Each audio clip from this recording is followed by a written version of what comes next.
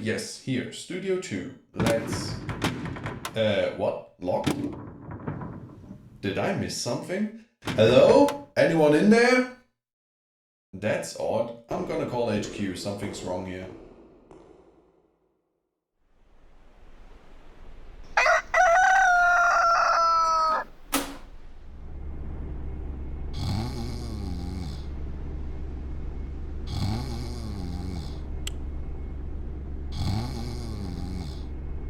Hey, Mediaahh! Mediaahh! Wake up, sleepyhead! What do you want? It's too early, leave me alone. No, you gotta get up, we got a job to do. What are you talking about? Check the calendar, the current assignment is Supreme Commander. I've got at least another month or so. Good night.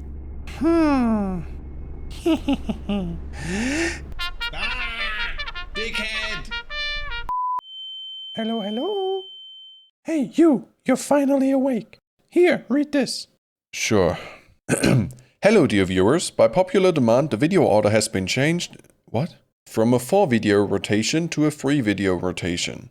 That sentence is hard to read, dude. While I was busy lazing about, my dear friend Little Me has been hard at work preparing talking points for... Wait a second, I did not know anything about this change, and how did you?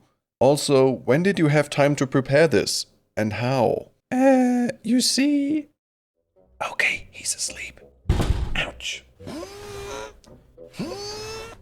Fat bastard.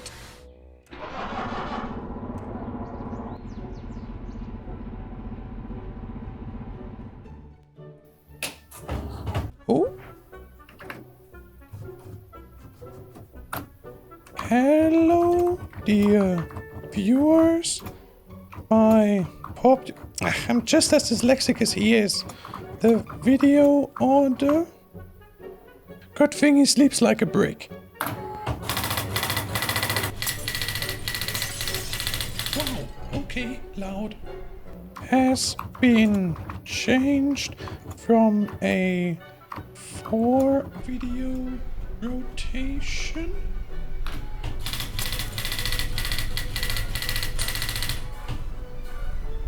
to a 3-video rotation.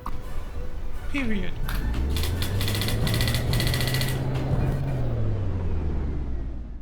So that is why the furniture keeps moving at night and the fuel use is through the roof recently? Maybe. So I can stop trying to find a problem with that engine. What's wrong with you? Yeah, sorry. It's fine, I'm just kinda surprised is all. Also, I don't know if I'm ready yet, so sleepy. Don't you dare! Give me that trumpet! No, it's mine! You need a little timeout! Let go of me! That's not gonna work, is it? No, hey! Well, timeout. With that being sorted, mostly, welcome back to another round of planetary conquest in From the Depths. As mentioned earlier, this video was moved up, for a few reasons. And due to that and other changes, From the Depths will now make up a bigger portion of the video output. And with that out of the way, where did I leave off? But suffice to say, these waves of retrofitting will continue for a long while into the game. Oh yeah, making floaty shooty be better at the floaty and the shooty. Mainly the shooty, I guess. For the floaty, all hope is lost, I think. Currently, I hold a small number of map squares and 2 resource patches. Let's get back into changing that. Time for a game called Number Go Up. But one quick word of warning, and I'm sorry for that. Chances are there will be a lot of explaining again. But some shooting and getting shot will happen as well, with me airing out my thoughts in between. And I gotta say the floaties are doing a fine job so far. Against mostly wood, however. Now that I think about it, I've never properly introduced my enemy, did I? I'm gonna give you a short rundown on the faction I'm fighting right now, which is the Deepwater Guard. All the other factions get their own introduction once I encounter them, meaning when they are facing the dangerous end of my cannons. No use in describing allies too much now, is there? So the Deepwater Guard, huh? Where to start? They are usually the first enemy every new player will go up against and, at least for myself and probably many others, they took up the roles of punching bag and practice target ever since. They are after all the default selection in the designer spawn menu. That being said, what are they? Simply put, they are a band of pirates and scavengers, so morally inferior to me. Shish. which heavily shows in many of their designs. I mean, some are literally cobbled together from parts of various other ships. But overall, most of their vehicles are built on a metal frame and filled in with wood. They make use of ships, airships, a few planes and a single submarine. Or two, depending if you want to count that thing. The weapons are more on the lower end of the tech spectrum, so cannons and missiles. So in summary, lower tech and softer targets, which is almost an invitation. All things considered, they are pretty much the weakest faction and I have no idea how they hold any ground at all. Water. And ground. Whatever. But despite me seemingly shitting all over them, they do have some pretty good and challenging designs as well. Let's move on. The next radar would need to be here. Somewhere around there to get full coverage. I'm not gonna do that. By the way, my voice, well, same week, same problem. Oh, okay. Would almost allow me to remove the original one, but how much does this thing cost actually? It doesn't even say. Ah, there. No wonder this is difficult, huh? This almost qualifies as ancient technology. But capturing without enemies is kinda boring, so let's cut ahead. I mean, to be fair, it's very unlikely that I end up with the Deepwater Guard in my team, but well. Can we all agree that the diplomacy here is awesome? Why do they hate the Deepwater Guard so much right now? Let's take a look. And yes, I was eating at the time. There is actually two compelling options this time. The top one is pretty much the same as last time, but with a slightly higher payout, by which I mean about 6 times more. Somehow. Very nice. But I was also kinda tempted by the second one, since number more high. That, however, would lead to me having an ally. And 2 enemies. Not that I dislike having someone else throw punches alongside me. Him specifically. Timeout is over. Welcome back. Thanks, and sorry for the trumpet. Oh, no worries, friend. I am a lazy bum sometimes. What is so funny? Nothing much, but I'll need a Sharpie. Give me a second. What are you up to? Making up for a mistake, that's all. Ah, see? Good as new. Dickhead. Anyway, TLDR, allies are great and all, but this may help me or make my life harder later on. Quick lesson in territorial dispute. While allied with, say, the Onyx Watch, the faction up north, I'd be able to capture all of these tiles.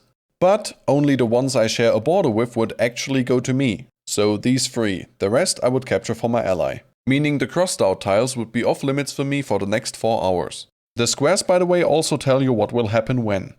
And sure, my ally might even capture something for me, but that's not guaranteed. And I'd rather have it all for myself right away than sharing, waiting and hoping. Also, killing stuff myself yields materials, leaving it to others doesn't. Morally superior, huh? Sassy today, are we? Whatever, so same thing again, being paid by almost everyone to harass Jack Sparrow's father, Captain Teague, or am I seeing things? Oh, and before I continue, a quick correction regarding last video, the peace option is not necessarily always at the top. This is just an excuse for me. How large is this? Okay. Yes, still eating. When the last video started getting a surprising number of views, I kinda expected to be questioned, among other things, as to why my only resource gatherer is covered in repair tentacles. No one asked, but I'll tell you anyway. For being placed in the rear, yeah, waste of materials for sure. But these things have been forged from necessity and have been through hell with me. My mismanagement of fleets knows no bounds, and so I often find myself in desperate need of vehicles while having resources to spare. So when I designed it, I craved build speed. And that's how this thing and its different variants have come to be. And don't question the name, please. The spelling is completely wrong in either language, but that's just what it is now. My sporadic dyslexia is also something that knows no bounds. The other thing I'm surprised no one corrected me on is that this is in fact not spalling from a squash head, but fragments from a shaped charge. Hash is red, yellow is heat, which means high explosive anti-tank. I already knew at the time of uploading and braced for a well actually, but it never happened. But I also won't go into how a shape charge works today, but I probably will once I use them somewhere. If I give it enough resources, it can build fast. I think I'm gonna send them out in groups of 3. At least when it is about attacking. Oh no, it's another one of those. Oh, I hate it. Remember last time when that one enemy went to town on my ships? I'm gonna cut this down into small bits and say it went to town again. Same enemy, similar outcome. Pull that up, I need all of them. Because one just disintegrated completely. Luckily for me, the exploding cannon doesn't cause the vehicles to be too damaged.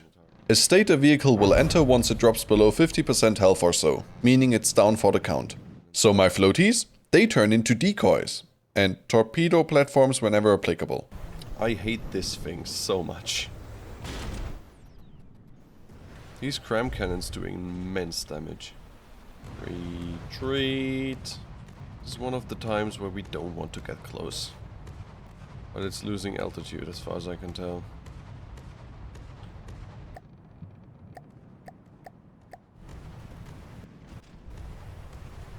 Yeah, that was. The cannon's back, hey! And now we can use a torpedo if that thing still works. Never mind. Yeah, I'm shooting my own ship. Yeah, I think EMP missiles would be a good idea. Yeah, that never happened. This was awesome and tense. Yeah, it really was. It had it all. Seeming to lose at the start, coming back, only to be pushed back once again. It was great. Absolutely. And not to forget this utter piloting incompetence that you tried to cut out. Listen here, you little shit. But the takeaway from that is simple. Even more ships to the front. My head be like input, output. And that is basically gonna repeat for a while. I love how it's just raining parts. Destroying enemies, capturing, placing radars, building more ships, repeat. The larger numbers, however, also revealed a slight design problem in the resource department. I think I should give them a lot more resource storage just to make these areas a bit bigger, because this is ridiculous. Since they have very little onboard storage, the share area is tiny. So, giving one of them resources won't help the rest. Which means micromanagement hell. Something that needs addressing sooner or later. I need to be careful not to move through not enemy, but not quite ally territory. That is another bit of antiquated info, by the way. That is no longer how that works. Just moving through someone else's territory appears to be no biggie, but I gotta stay well clear of resource zones. Cause that would immediately begin to sour relations, and within a very short time I'd have another war on my hands. Best to avoid that for the time being. Thanks to the types of shells I'm using, I'm just gutting the insides. And in no time at all, next resource patch. It only took like 13 minutes to get here. Oops. Since the overall amount of resources on the planet is fixed, you should ideally get to it while there is still stuff left in reserve. So aggressive expansion is very much recommended, morals be damned.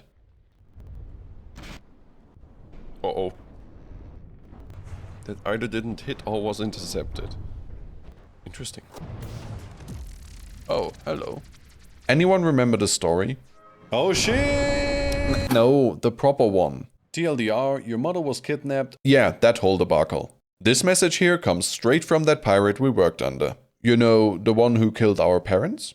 And now he's threatening me. Oh, I am oh so scared. But look, I'm also not one to hold a grudge. Are you sure about that? You make it sound like... Absolutely, positively, yes. If only he moved aside and let me pass by. But alas, it shall not be. Oh boy, he's pissed off. Look, all I'm saying is, he's in the way regardless, so his fate's been decided a while ago. Let it commence then. Oh boy. Let's see how good he is.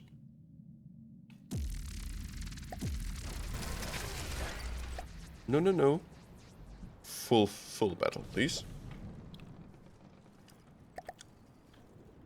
Let's go. Not sure if that was a good idea, but we'll see. So, all the floaties are weirdly concerned with that plane, meaning it was determined to be the biggest threat. The guy was spewing such big words, and it turned into such a letdown on account of my firing squad, as I called it, absolutely blowing him out of the water. What am I looking at? What? Huh. Not gonna lie, that was quite unsatisfying. So problem solved now? We can stop and go home? No, I'm more determined than ever to free the entire planet from a reign of terror. Just asking. Is he fleeing? You won't. This does make for some pretty cool shots, right? Get it? Get it? Pun definitely intended. Not this again. Sorry, force of habit. But with that dude out of the way, I feel like it's time to present you with the one thing that will take up a significant amount of time going forward. Moving all of these ships around. For some reason my brain just refused to group them together into proper fleets. That would make it so much easier and much faster. Slowly getting more and more complex to manage all of it. I mean, this is nothing, like... This is nothing. What's this? Okay, this is a little... well, I'll just call it a bug. See that small explored area in the middle? I mean, of course you do. Somehow, either my character or one of my ships was catapulted there and back at some point. Something which in my last few playthroughs happened to me a fair number of times and on occasion even left the ships or myself in the middle of nowhere. I don't yet have a good grasp on how to replicate it, but it's connected to teleporting just after entering combat and or hitting E and tab immediately while it's still loading, I don't know. Only consistent thing, the larger the battle, the worse it gets. No clue if I'm alone with that, but it happens to me a lot. Why is there a... like... what? Yeah, once you take the propeller off, yeah... And after just 2 more battles against actual combat vehicles, we're gonna take a look at an abandoned military installation. Wait, what? That was not abandoned. The winner writes history, my friend, so shish. There was nobody around, so 'tis fine.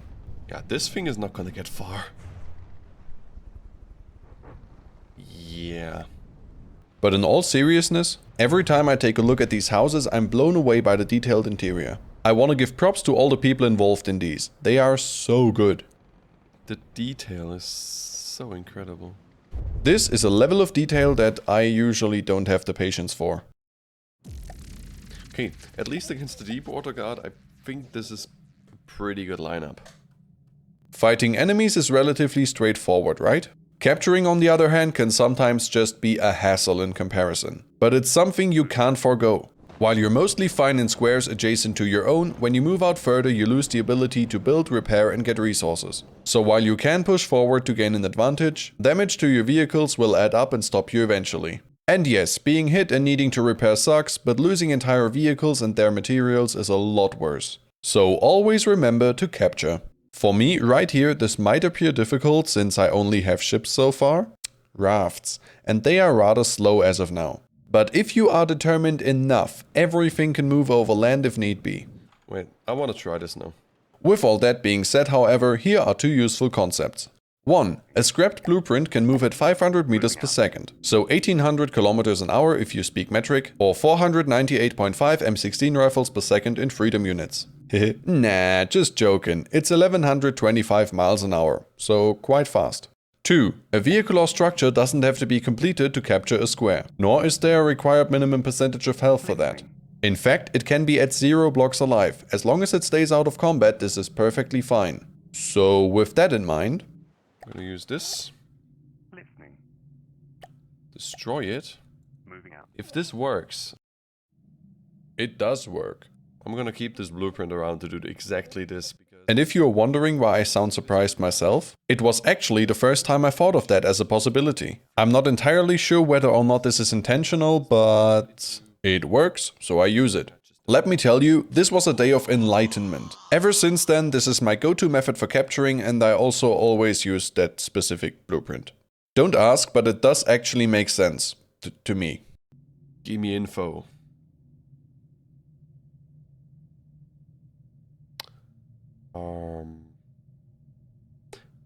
That is the faction power fortress. What's it called? Faction center.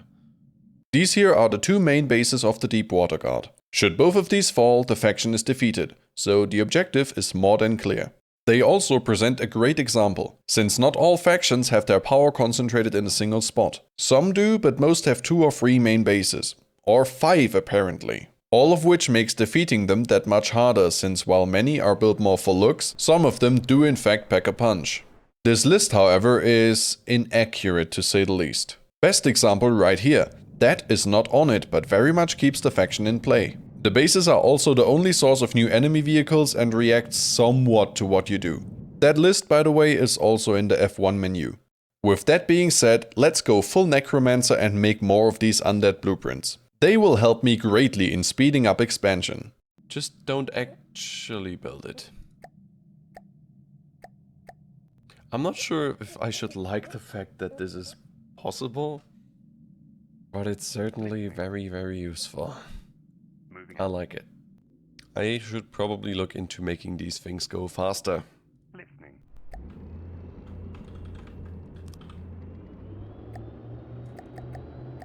See how I almost immediately pull the output down? Why would I if the goal is speed? Torque, plain and simple. So a force applied at a distance from the center of mass causing the system to turn. And the fact that these two little engines cannot... no. This thing is relatively light, so there's a certain chance of it doing the naval equivalent of a wheelie. And I've had that happen plenty of times in the past, so I know better. I think. And while it's not difficult to unflip a vehicle out of combat or in the designer, in combat or when you play an adventure, you're most likely Now, was this detail important enough to justify making the video longer? I don't know, but here it is. This is what I would consider a waste of resources. I think I'm slowly losing, the plot. I need to pay more attention. This thing is way too close for comfort. As shown by the holes in this vehicle. I mean, the damage output is decent if you deploy 3 of them. But like, all things considered, it's not that good.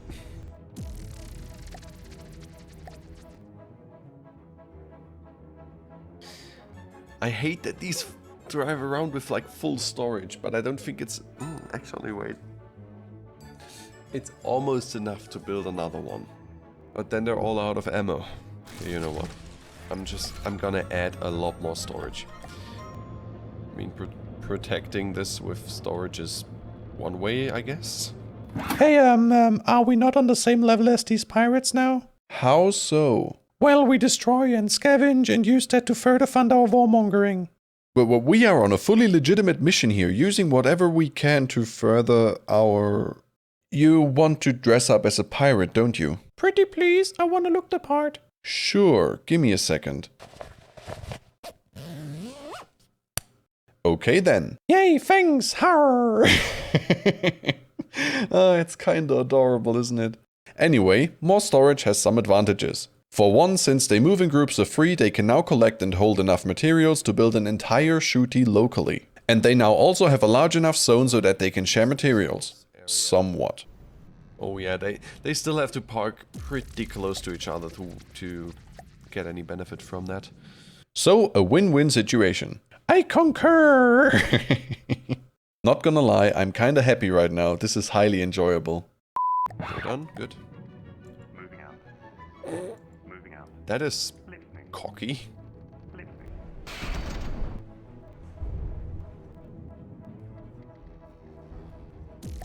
And I can just leave it right in there. And that is why my choice of blueprint makes sense. Meaning heavier seas. Moving out. I will basically capture most of this, and then I will build a new vehicle. Let's go here for my next project. You might have noticed, there is not much combat happening anymore, and relatively few enemies around. But why? The reason for that is that the faction centers only have one resource point each, and their transport infrastructure is rather slow, almost universally so across factions. So they cannot build a lot of stuff after the fact. Most vehicles they have is what they spawned with. Which also means that any faction is at their most dangerous right at the start of their first war. Or in other words, the Deepwater Guard is basically broke. That also means I have time for more infrastructure and trying to wrap my head around this. Oh boy. Cargo units in a lower index. Over the years, moving resources around went through some changes as well, and this is the current version. And it took me a lot longer than I would like to admit to finally understand it. And believe me, it will show. If you want me to explain, don't. In a lower index than a creator, will only be filtered at procurement levels. This is really shallow. The worst part is, like, defense-wise, these are probably more optimized than most of my builds.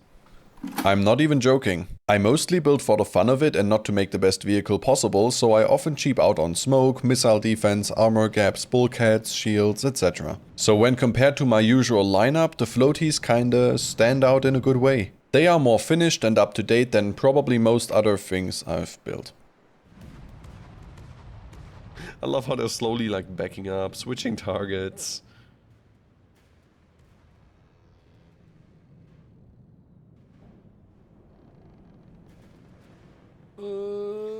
Stop it.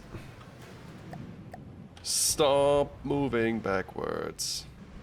That is exactly what I was talking about when I put that ram on the front. Adding a ram to the front for aesthetics, which can't tell friend from foe, so I must make sure not to rear end my own stuff. So it has begun. In that regard, I'm very much looking forward to one specific encounter. It may be in the next video or the one after that or whatever, but spoiler, it's not gonna be pretty. Oh, this was too early. That cannot yet be captured. Okay, so I'm spread a bit thin, honestly. Which, in military terms, means that I advance faster than my supply train can keep up. Give me a second, well, a few minutes to work on that. I'm gonna build whatever I'm gonna build over here. So, that is a very nice blue. Okay. Here I am, wondering whether or not I should bring out another relic. This, construct would normally be used for storing large quantities of materials. However, since I'm still in the process of expansion, I need that, but mobile. Like properly mobile, cause it won't stay here and the fortress is limited to 3 meters per second. So here I go, creating another naval oddity. I had something else in mind, I completely forgot. I want this thing to be mobile. Honestly, I'm feeling the box style. And yes, for all intents and purposes, this looks like an enlarged version of the floaty baseplate.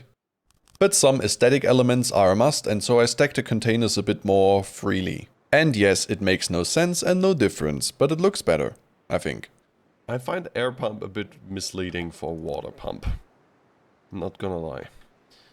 This here is a big moment, because this is the block that turns this raft into a ship. Well, more like a boat, I guess. It has no deck, and there is not really a clear definition, like function-wise, a raft, looks-wise, a boat, and size-wise, a ship? I don't know. Oh, sorry. It's also the block that gives me grounds for explaining buoyancy. I'm gonna try at least. Until now, I was using the inherent properties of lightweight alloy alone to keep my ships above water. Rafts, goddammit.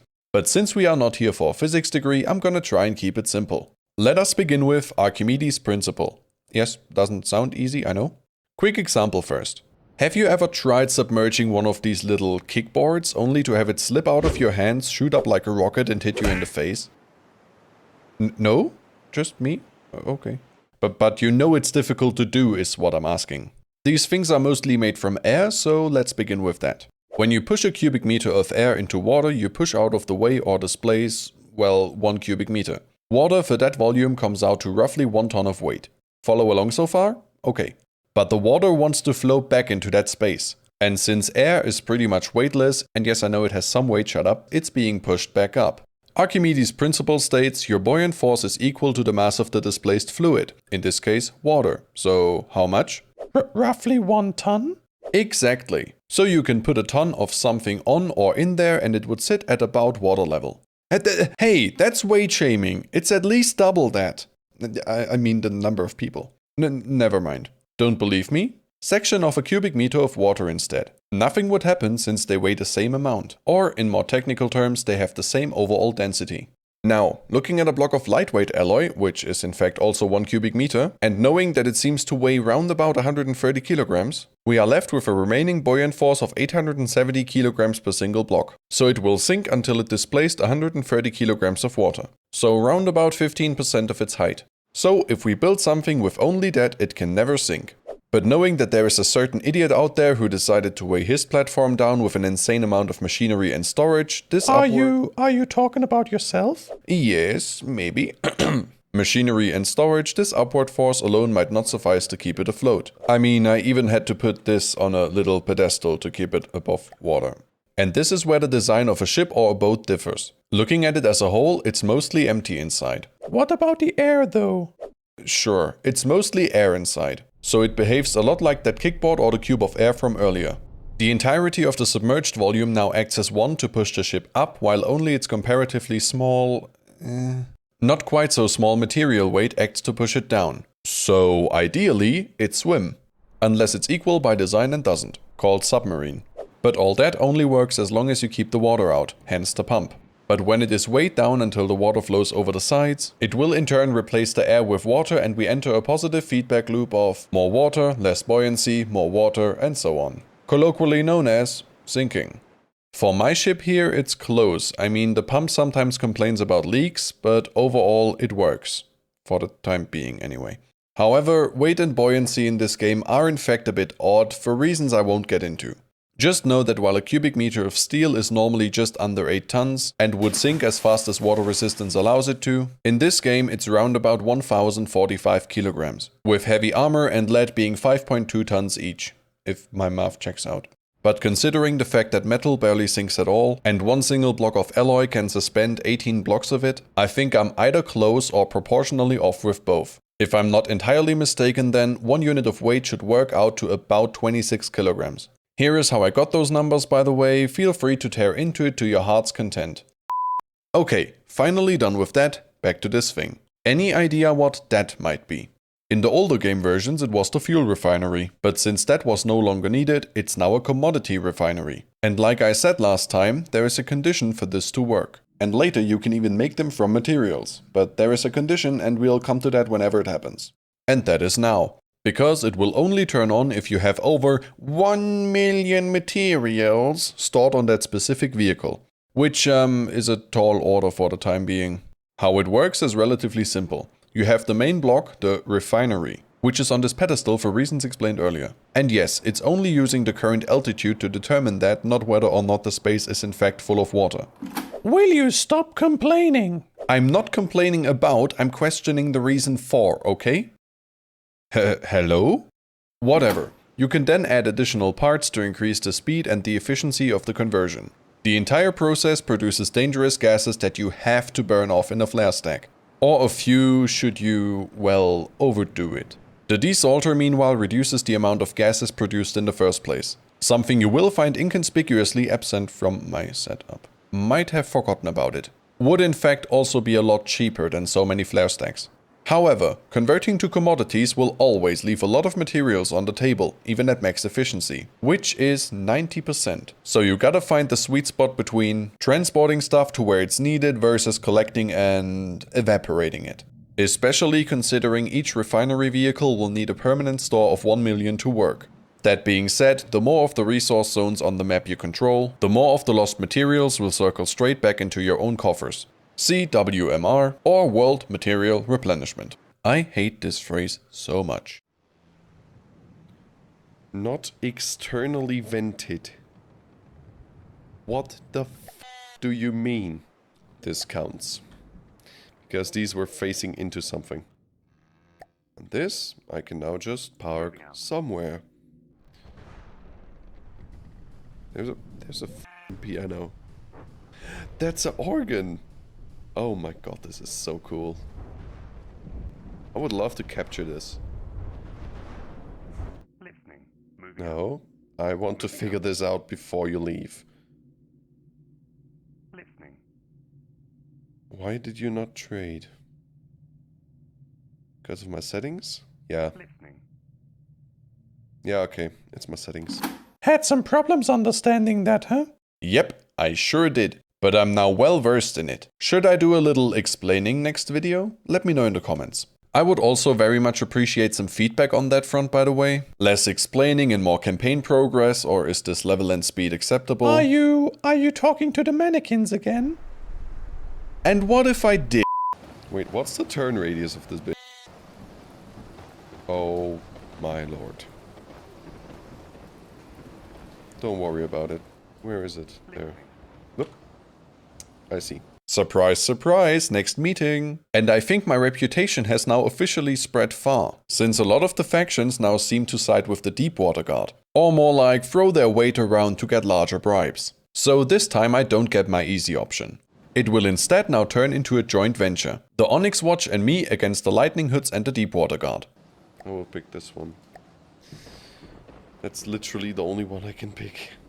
The fruits of this diplomatic choice, however, will only become apparent next video. Thanks to my incessant rambling and compulsion to explain shit all the time, we've already reached the end again. Sorry about that.